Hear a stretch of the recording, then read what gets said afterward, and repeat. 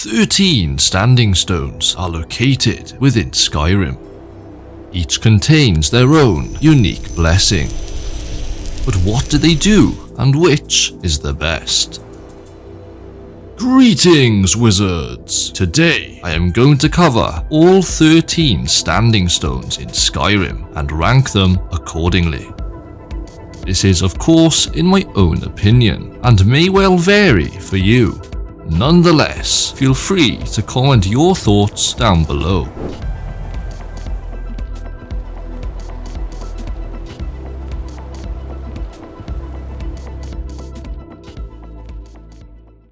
The Tower Stone. Situated on a mountain between Winterhold and Dawnstar, accepting the blessing of the Tower Stone can prove to be a fruitful asset. It grants the ability to unlock any expert level lock, or below, once per day, without having to use a lockpick. Though the once per day mechanic effectively means nothing when you can quite easily use the wait function.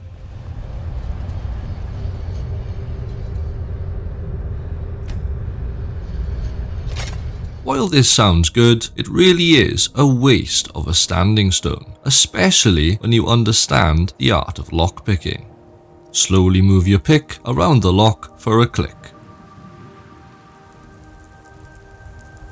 Yes, it turns out that that click actually means something. It's pinpointing exactly where you should attempt to lockpick.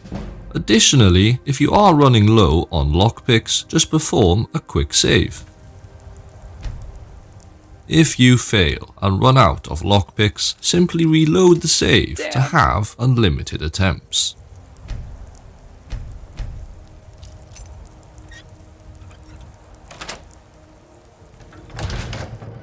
Check it out! This isn't just a ranking, it's tips and tricks in one. Last warning, leave now.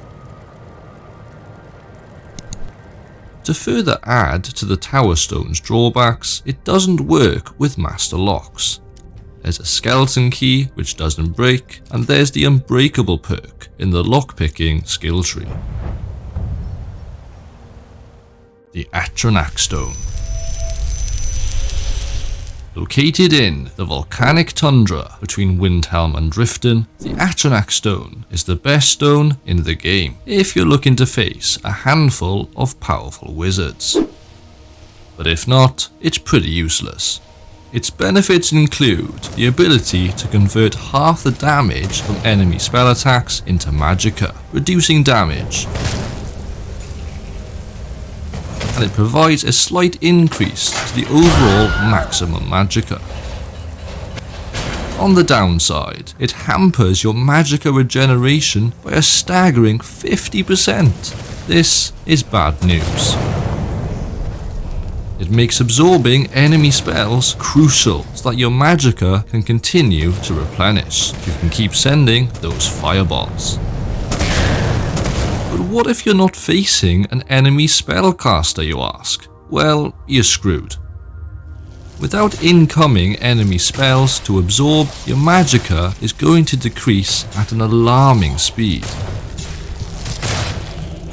And not to slate this stone even further, but the common reaction when greeted with an enemy spellcaster is to avoid their incoming projectiles, so instilling this spell tank attitude can be confusing.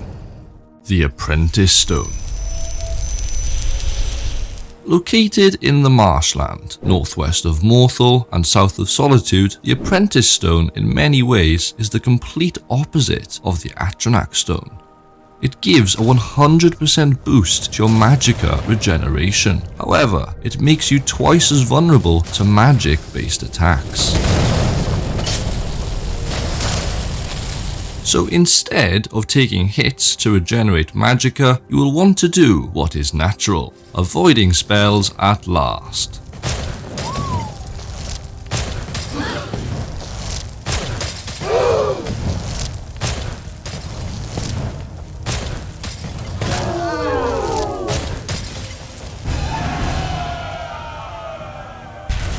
If you're up against non-magicka based peasants such as bandits, raiders and guards, then this is ideal for your spellcasting needs. However, if not, then you better cast a ward and trust in your dodging skills.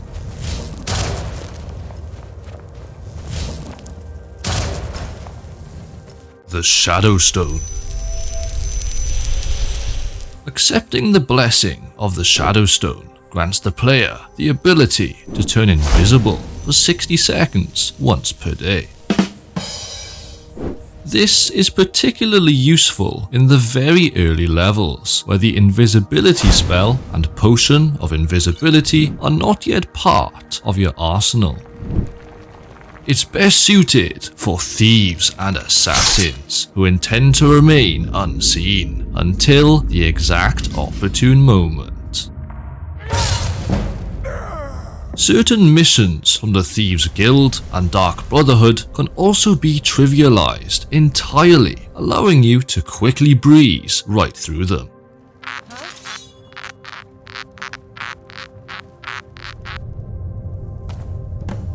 As for its downsides, unfortunately, as soon as attacking, speaking, pickpocketing, or any other kind of action is performed, the invisibility cancels immediately.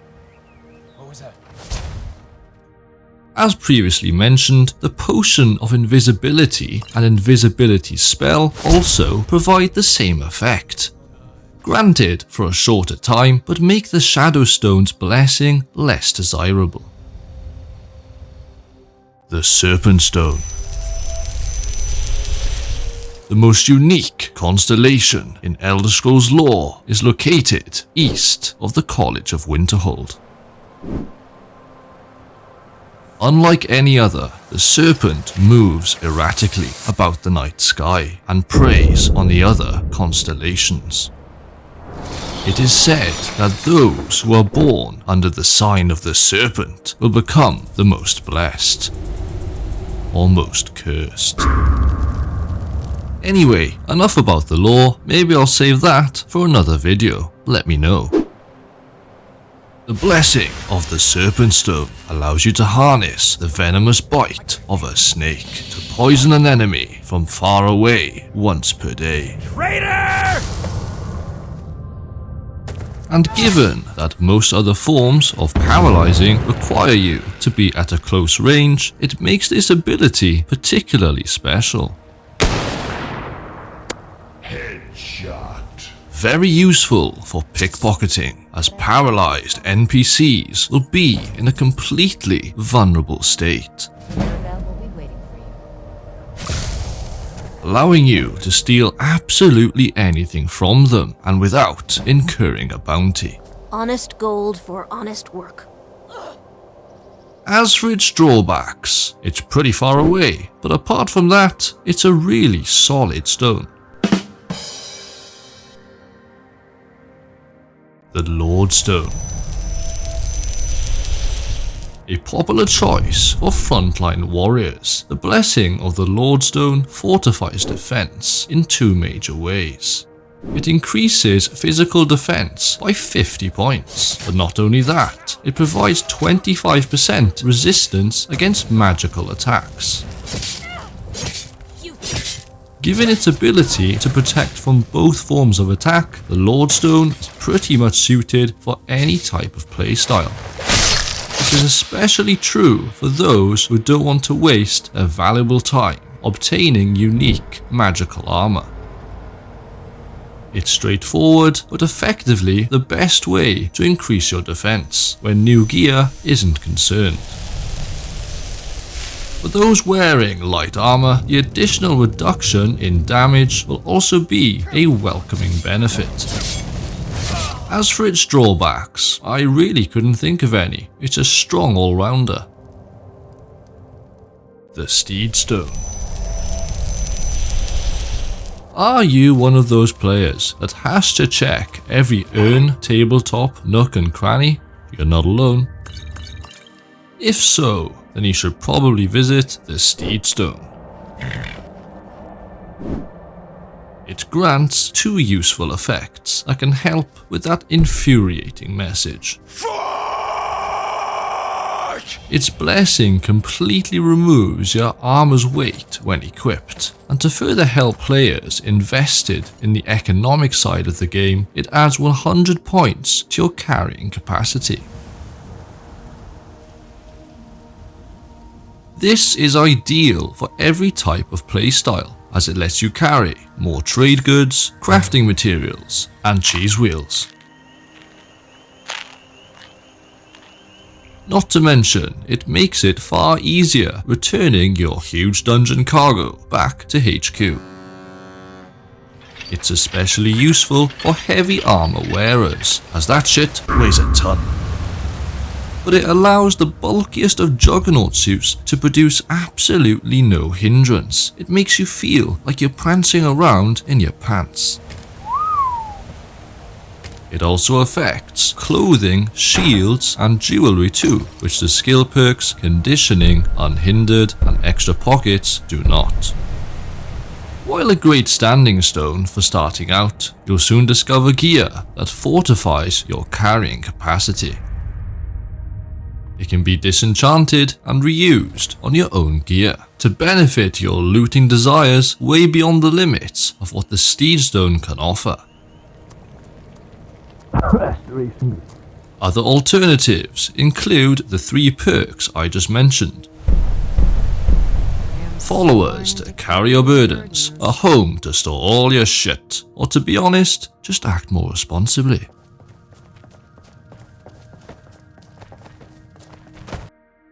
The Lady Stone. Located on a small island just north of Falkreath, the Lady Stone improves the player's ability to heal and regenerate stamina. Under this standing stone's blessing, you will receive a 25% boost to both health and stamina regeneration. This kind of effect is best suited for up close and personal tank builds. Close combat characters will appreciate this blessing, as they need just as much health as they do stamina to shirk off damage and to keep dealing heavy attacks. Vampires will also find this stone useful, as it can help compensate for the lack of health and stamina regeneration during the day. The Lady Stone is decent for newly created characters. However, with health and stamina enchantments available on your gear, it can be outperformed fairly easily. The Warrior Stone. Part of the Guardian Stones trio, the Warrior Stone's blessing grants a 20% improvement to combat-associated skills. This skill boost is perfect for those who intend to focus on close physical combat early on or for the rest of their game. Also, if you're looking to power level through the smithing skill tree, then look no further. I guess you're smarter than you look. As for its drawbacks, it's not suited for other play types, such as thieves and wizards. Enchantments can overall provide much better bonuses, and despite archery falling under the warrior skill set, it is considered a stealth skill, and so is covered by the Thief Stone.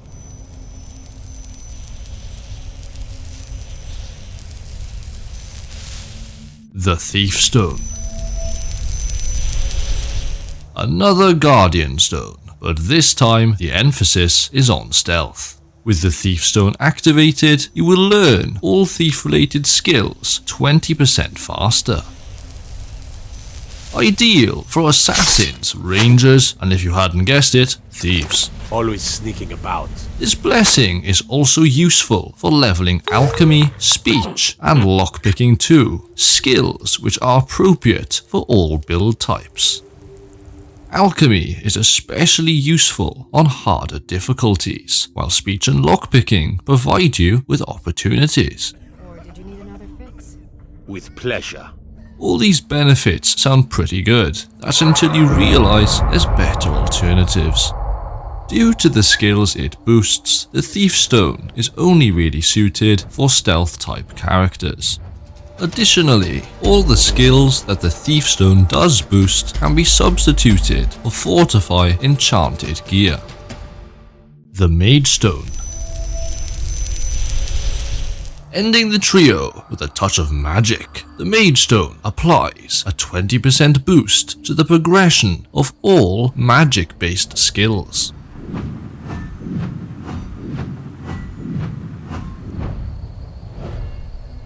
It's suited for all magic users, but other playtypes will also find it beneficial for power leveling through the magic skills. Similarly to the Warrior and Thief Stone, it is best suited for one playtype, in this case mages. And don't forget about the Fortify enchantments you can get on your gear. The Lover Stone. Out of all standing stones in Skyrim, none have as good a general use as the Lover Stone.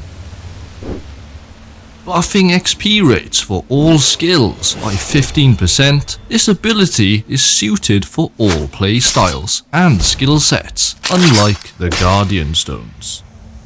But the Guardian Stones increase roughly a third of skills, and 20% faster, I hear you say. Exactly. Agreed, but in my book, boosting all skills across the board is the better choice, even if technically some skills increase 5% slower. While you may think it's over for the Guardian Stones and the Lover Stone wins this round, you'll want to have a listen to this. Lover's Comfort, the 15% boost you get from sleeping with your spouse, does not stack with the Lover Stone. However, it does with the Guardian Stones. Ah! Don't do that! Now, this is a bit of a bummer, but honestly, who makes the effort to go to sleep every day? I mean, I barely do that in real life. The Ritual Stone. Choosing the blessing of the Ritual Stone grants the power to mass resurrect an army of undead.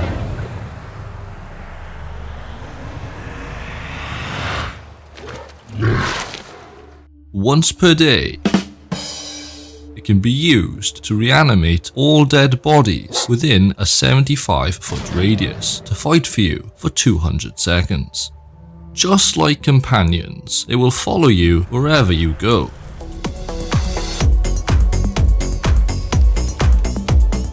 I will fight with you until they die, again, or until the power runs out. It also works as an exploit for armor and item duplication, which makes sure you don't have the unofficial patch mod installed. A common tactic is to use this ability during a boss fight, as you'll often find Draugr bosses sending out waves of lesser Draugr to do their bidding. Excellent work. It was at this moment that he knew. He fucked up.